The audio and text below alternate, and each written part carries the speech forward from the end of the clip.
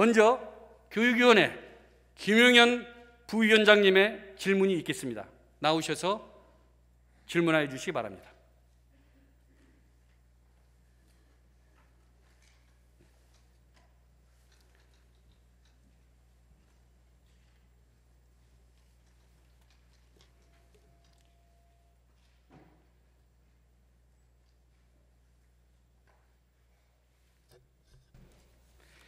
존경하는 김광수 부의장님, 그리고 선배 동료 의원 여러분, 비증유의 코로나19 위기에 시장 권위라는 초유의 시련까지 겹친 서울시정을 이끄니라 노고가 많으신 서정엽 시장 권한 대행님, 우리 학생들에게 쾌적하고 안전한 교육 공간을 제공하기 위해 총력을 다하고 계신 교위원, 교육감을 비롯한 관계 공무원 여러분, 안녕하십니까? 더불어민주당 강서구 제4선거구 출신으로 교육위원회에서 의정을 활동을 하고 있는 김용년 의원입니다. 저는 오늘 서울 관내 건설 폐기물 처리 실태에 대한 문제점을 제기하고 이에 대한 개선 방안을 지자체가 운영하는 건설 폐기물 공공 선별장 설치를 제안하기 위해 이 자리에 섰습니다. 우리 정수용 기후 환경본부장님 바른 대로 나와 주시기 바랍니다.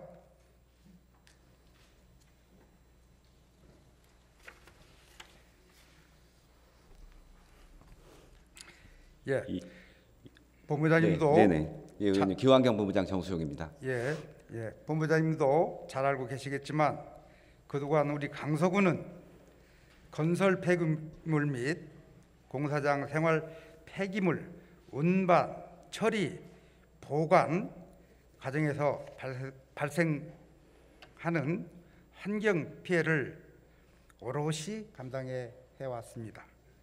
실제로 서울시가 본 의원에게 제출한 자료에 따르면 최근 4년간 서울 관내 건설 폐기물 처리장 관련하여 접수된 민원은 총 45건이며 이 중 15건이 강서구 관련 민원인 것으로 조사되었습니다. 특히 방화동 건설 폐기물 처리장의 경우 폐기물 처리 과정에서 비산먼지, 소음 등을 지속적으로 유발하여 인근 지역 주민들에게 큰 고통을 주고 있습니다. 건폐장 인근에 위치한 개화, 사광, 동성아파트 22동 1578세대에는 1일 800여 대의 중대형 폐기물 운반 차량이 운행하고 있어 직접적인 피해를 입고 있습니다. 본부장님, 네. 그동안 서울시는 건설 폐기물 처리로 인한 환경 피해 문제를 해결하기 위해 어떤 노력을 해왔습니까? 예, 말씀 주신 대로 건설 폐기물 처리장 밀집 지역에 관해서 여러 가지 그동안 2016년부터 여러 가지 논의사항이 있어 왔었습니다. 의원님 아시다시피 이전 문제도 저희들이 검토를 많이 했었고 두 차례 이전 문제 이전 검토한 내용에 대해서는 어쨌든 관련 지자체에 대한 반대 때문에 실현되지 못한 부분이 있었고요. 그리고 주민들의 민원이 먼지 발생이나 차량 큰 건설 폐기물을 실은 적재한 차량들 통행으로 인한 여러 가지 주민들의 불편 사항들, 이런 민원들이 많이 있어 왔는데요. 어쨌든 그 시설에 대한 좀 시설 기준을 준수하게 하고 하는 그런 부분에 대한 지도 점검은 해 왔었는데요. 아직도 많이 부족한 점이 있습니다. 예, 자 PPT 자료를 좀 올려주시기 바랍니다.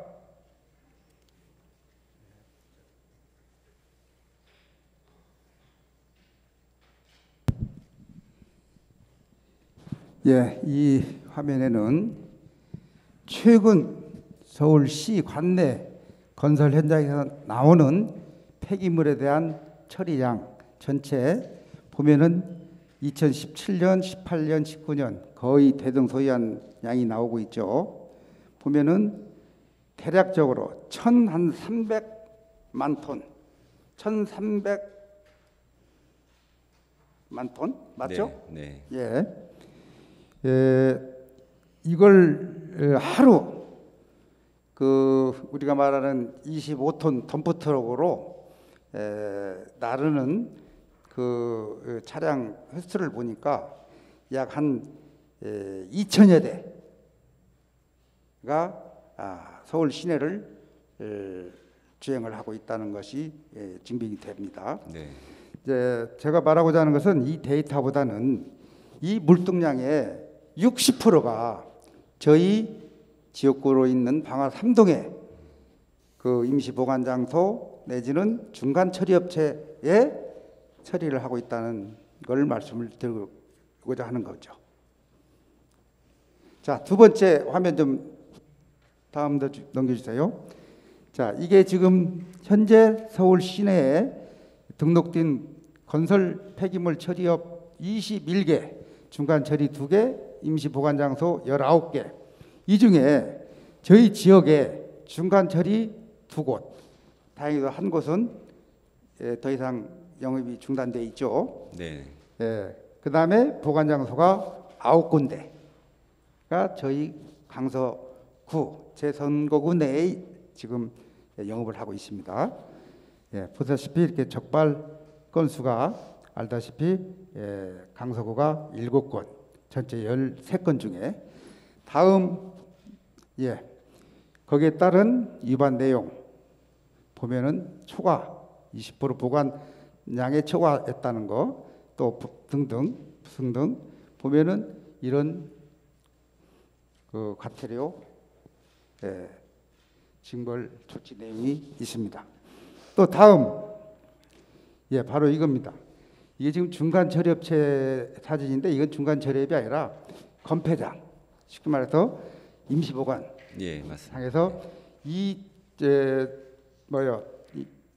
지금 현장에서 나온 건축물 폐기물을 임시 보관하고 있는 이 와중에 보다시피 지금 이 폐자재 건축물 폐기물을 보면은 상당히 오랫동안 이 자리에 그 쌓아놓은 폐기물로 보이시죠? 이걸 지금 이 포크레인 한 대에 이 인부 한 분이 직접 지금 살수를 하는 과정인데 이런 현장의 실태입니다. 다음 보십시오. 이게 지금 화면상이지만 푸연한 미세먼지가 지금 발생되고 있잖아요. 다음 주세요. 이렇게 지금 하고 있습니다. 이 보면은 천장에는 지금 이렇게 지붕을 가건물로 해놨는데 이 벽체 외부 다 노출돼 가지고 지금 있는 상태죠. 또 다음 주세요. 제가 지금 이번 임시회에 그 공사장 생활 폐기물 공공선별장 확보 지원에 관한 그 조례안을 지금 발의해 놓은 상태죠. 또 다음 주세요. 자, 이게 2019년도 우리 서울시에서 건설 폐기물 그 용역 내용 중에 들어와 있는 내용인데 인근 1번 같은 경우 보십시오. 특징 실내화, 일본 특징 지하화, 그 다음에 런던 폐기물 실내화. 또 다음 주세요. 이게 지금 현장에 오픈된 저희 서울시에서 이게 보면 지금 임시 보관 장소 내에 이렇게 오픈된다 해서 처리하고 있는 내용입니다. 다음 주세요. 이겁니다.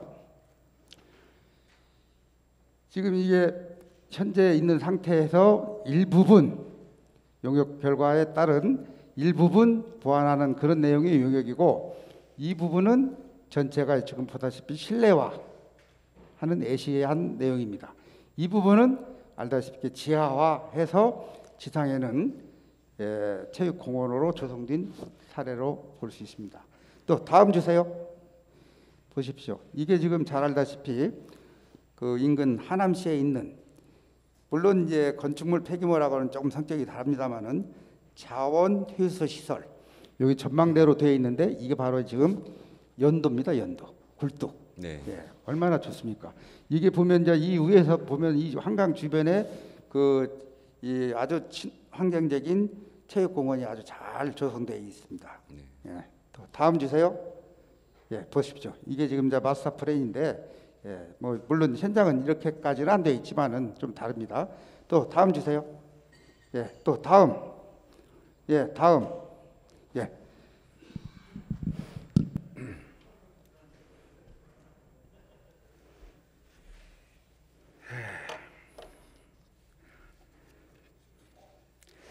자료를 보시다시피 현재 서울 관내에서 발생되고 있는 건설 폐기물은 거의 대부분 민간업체에 의해 수집, 운반 처리되고 있습니다.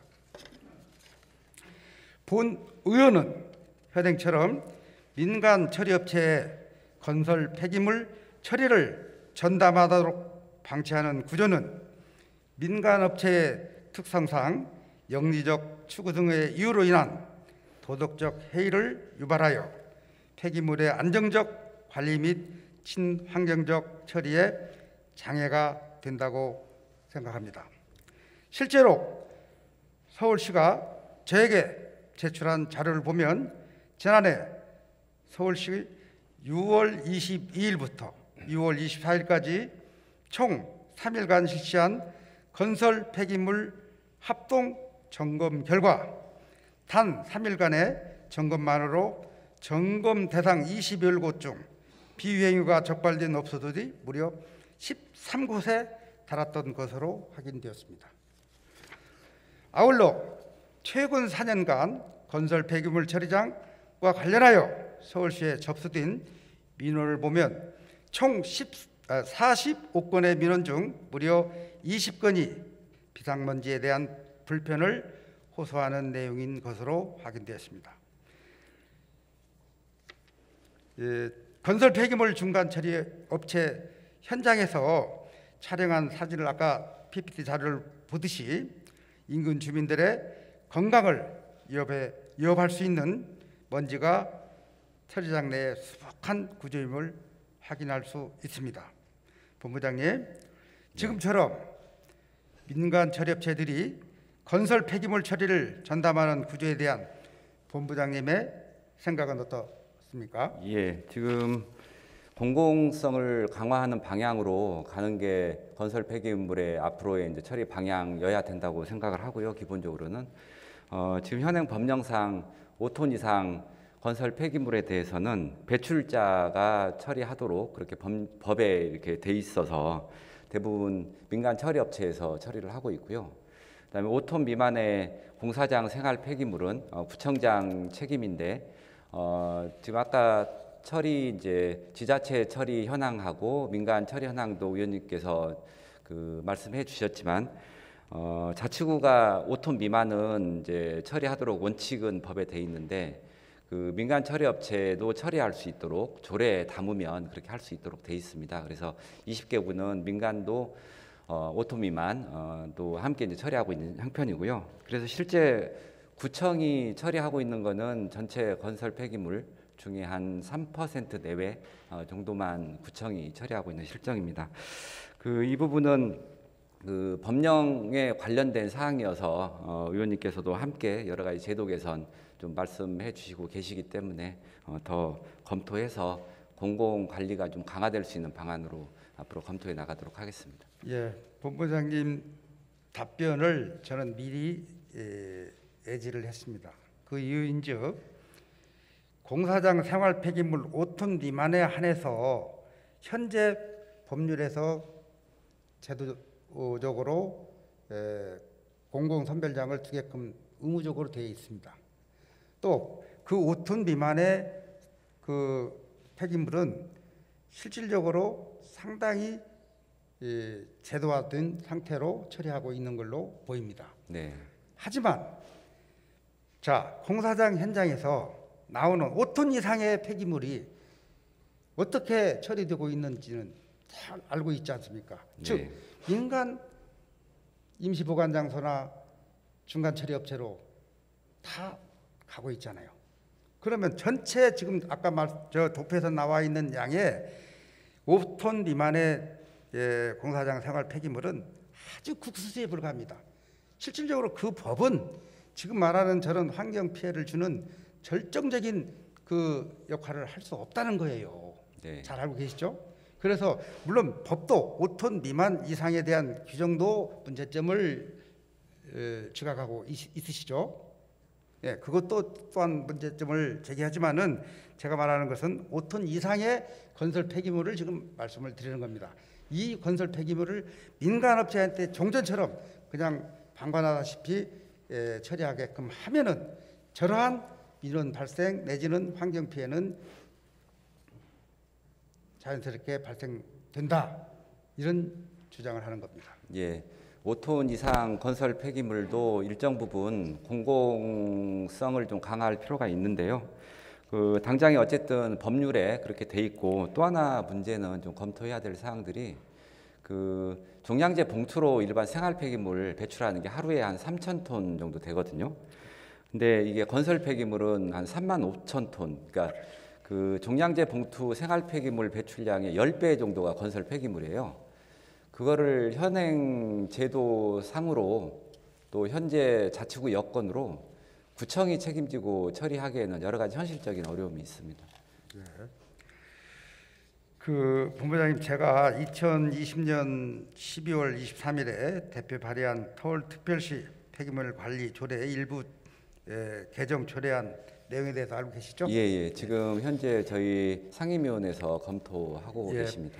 해당 조례안은 각 자치구는 공사장 생활 폐기물을 처리하기 위해 공사장 생활 폐기물 공공선별장을 확보하고 공사장 생활 폐기물 공공선별장을 옥내화 또는 지하화 등 적정한 처리 기반을 조성해야 한다는 내용을 골자하고 있습니다. 네. 알고 계시죠? 네네. 예.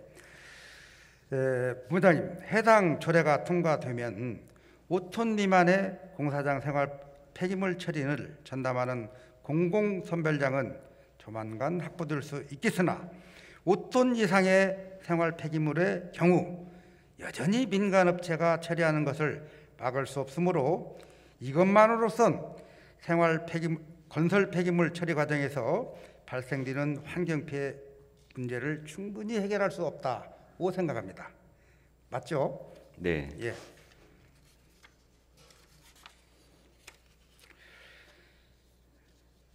그래서 지자체가 운영하는 건설 폐기물 공공선별장을 현실하기 위해서는 우리 서울시 조례가 아닌 건설 폐기물의 재활용 촉진에 관한 법률 등에 관한 법 개정이 필요합니다. 법에서 만들어줘야 거기에 따른 조례가 나오는 거 아니겠습니까? 네. 맞죠? 네. 예, 이러한 생각을 마음속에만 두지 마시고 하루속히 국회 문을 열어서 지금 말한 법률 개정을 우리 서울시가 선도적으로 앞서 주시길 바랍니다. 예, 그 내용 말씀 주신 내용 중에 그 5톤 이상 건설 폐기물의 어떤 공공 관리 또는 구청에서 설치하는 공공 선별장에서 이제 처리하는 거는 여러 가지 현실적인 이제 제약 요인도 있는 건 이제 의원님도 알고 계시잖아요. 다만 그런 시설에 대한 여러 가지 시설 기준이나 옥내와 일정 부분 좀 제도적으로 좀 강화할 필요가 있다고 저희도 생각하고 있고요. 그런 부분들은 의원님하고 계속 상의하면서 법 개정도 함께 요구하도록 하겠습니다. 서울시가 조례를 만들어 놔야 구에서 그 조례에 따라서 예산 확보하기 위한 방법으로 부지도 확보하고 또 거기에 대한 그 지자체 각 25개 구에서 준비를 해줄 거 아니겠습니까? 네. 물론 이제 법에서 5톤 이상의 건설 폐기물, 그러니까 지금 전체 21개 곳에 버리는 전체 그 폐기물 양을 옥내와 공공 선별장을 통해서 옥내와 지하화할 수 있는 그런 근간을 마련하기 위해서는 법률이 개정돼야 한다는 것은 저도 충분히 알고 있습니다. 네. 그렇지만은 그 법률을 누가 개정합니까? 국민, 우리 서울 시민이 주도적으로 나서서 그 법률 개정을 저 또한 동참하겠습니다.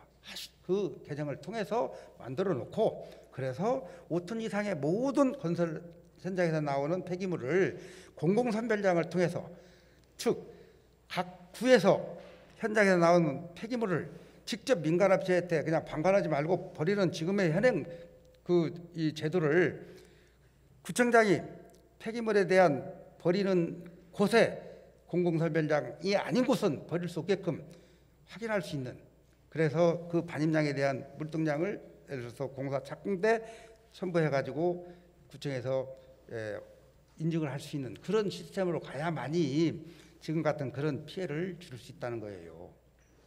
예, 의원님 그 몇 가지 좀 정리해서 말씀을 드리면, 어쨌든 그 공사장 생활 폐기물은 자치구 책임이 있는 거고요. 5톤 미만. 그다음 5톤 이상은 이제 민간이 처리하도록 법률에 현재 돼 있고, 근데 일정 부분 자치구에서 공공선별장을 설치하거나 또는 지정해서 5톤 이상의 건설 폐기물까지 다 처리하는 것은 현실적인 제약이 좀 있다는 말씀은 아까 이제 말씀을 드렸고요. 예. 다만 그 중간 처리 업체들, 아까 큰 업체들 있잖아요. 그런 업체들은 일정 부분 법률 개정을 통해서 좀 시설 기준을 좀 더 강화해서 뭐 옥내화를 유도한다거나. 자, 시설 기준 강화는 지금까지 지적한 내용에 대해서 여러 번 집행부의 의견이었습니다. 네.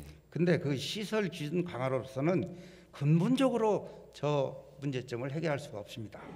즉 제가 말하는 것은, 보세요. 한 곳에 60% 이상의 서울시에서 발생되는 그 건축물 폐기물을 저희 강서구에서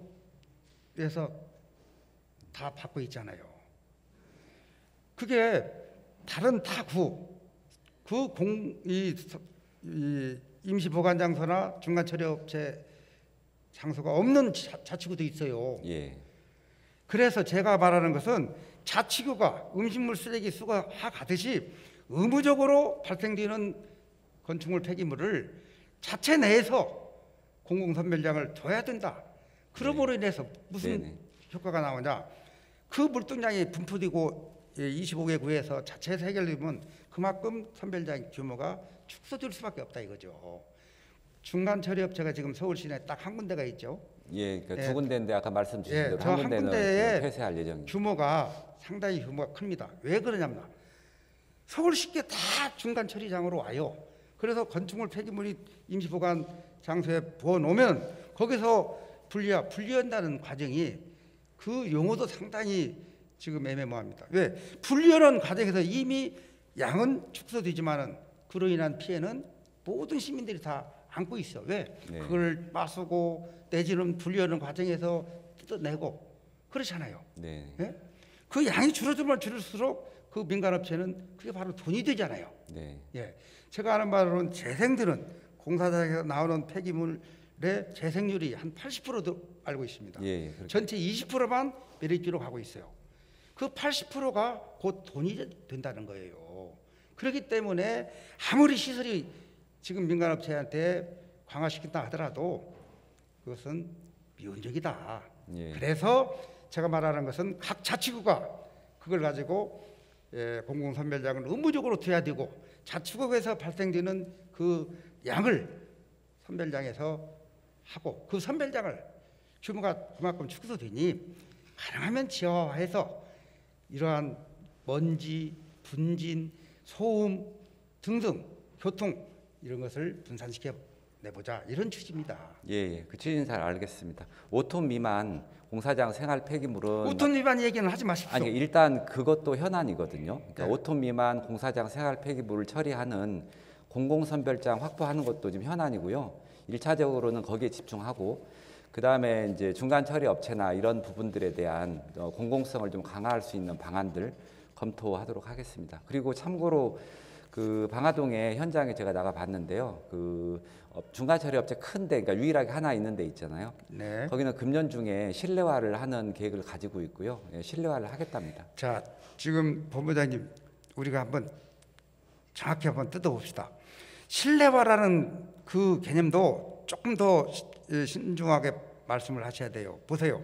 그 자리에 실내화가 가능하겠습니까? 지금 공사 일부 들어갔어요.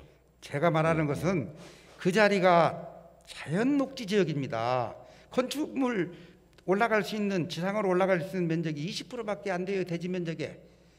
그런데 그 재생된 자재를 쌓는다든지 또 내지는 거기에서 파손, 그 자재를 갖다가 파쇄하는 그런 기계 그 레이아웃 과정을 보면서 과연 그 자리에다 실내화가 되겠습니까?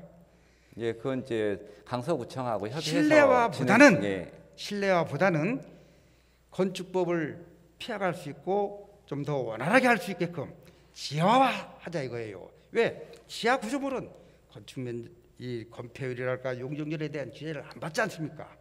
예? 대지 면적이 1000평이면 900평까지 지하로 구조물을 넣을 수가 있잖아요. 충분한 높여서 기계가 충분히 작업할 수 있는 공간만 확보해 준다면은 지하화가 낫죠. 물론 거기에 따른 공사비는 더 들어가지만은 그렇게 해서 완벽하게 지하에서 발생되는 인부들의 어떤 환경 이런 것을 필터를 이용한 에어 필터를 이용한 이 장치로 공기 정화 장치로 해서 환경을 만들고 그렇게 해서 가는 게 지금 이게 선진국이 가는 방향이에요. 실내화 한다는 게 그냥 거수기로 가건물식으로 이렇게 슬럼화되는 그런 실내화를 바라는 건 아니죠. 실내화가 되려면은 공공설명자 자치구에서 거기에 맞게끔 부지 선정부터 제대로 돼서 해 나가야 된다 이거죠. 또 한 가지 민간 업체가 지금까지 받아오는 건축물 폐기물 5톤 이상을 공공선별장을 통해서 간다면 그네들이 갑작스럽게 업체가 도산되지 않느냐 이런 우려도 있는데 물론 맞습니다. 본인들이 공공선별장에 맞는 규격을 실내화나 지하화로 해주면은 그 자리를 공공선별장으로 자치구에서 인정해주면 됩니다.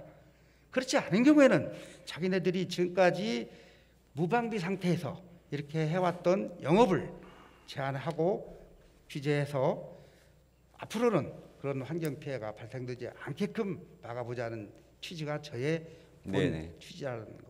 예, 그런 말씀 담아서 이번에 특별히 의원님께서 저희들 건설 폐기물 관련해서 여러 가지 시설 기준이나 처리 방안들 연구할 수 있도록 학술 영역비를 이번에 편성하는 데 많이 도움을 주셔가지고요. 그 관련해서 지금 사전 절차 준비하고 있거든요. 그래요. 조만간에 용역도 착수해서 여러 가지 개선안을 마련해 보도록 하겠습니다. 그래요. 예, 본부장님 들어가셔도 좋겠습니다. 예.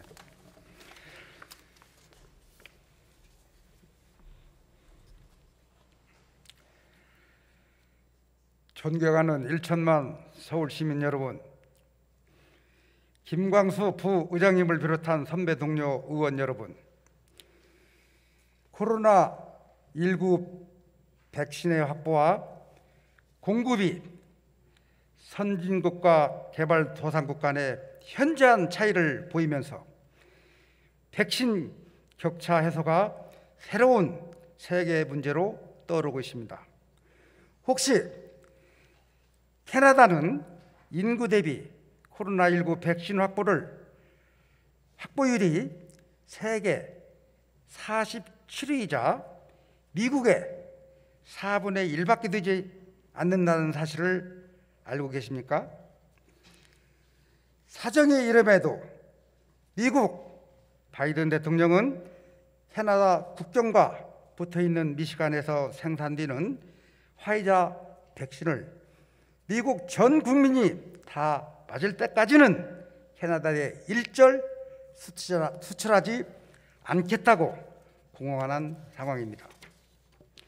이처럼 캐나다가 백신 확보에 어려움을 겪게 된 근본적인 원인은 1980년대 멜로니 총리의 보수당 정부가 국영 제약회사인 코너트 랩을 민영화해서 프랑스 민간 회사에게 매각한 데서 출발했습니다.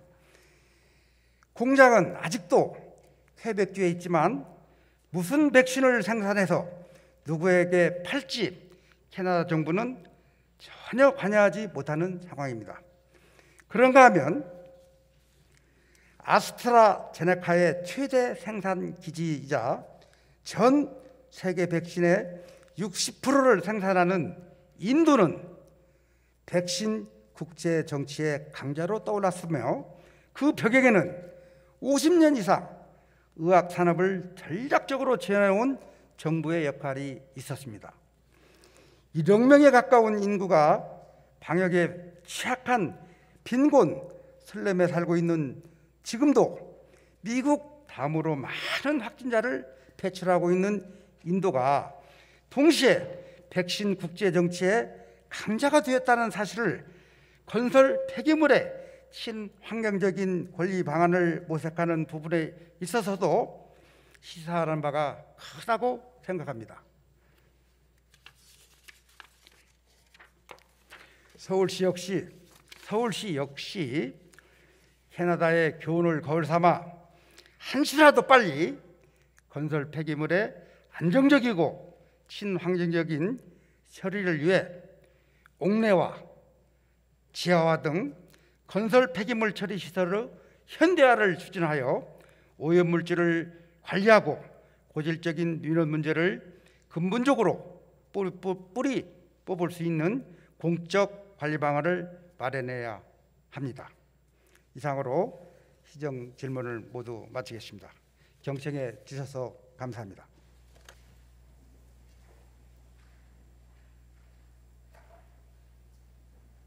네, 김영현 부위원장님 수고하셨습니다.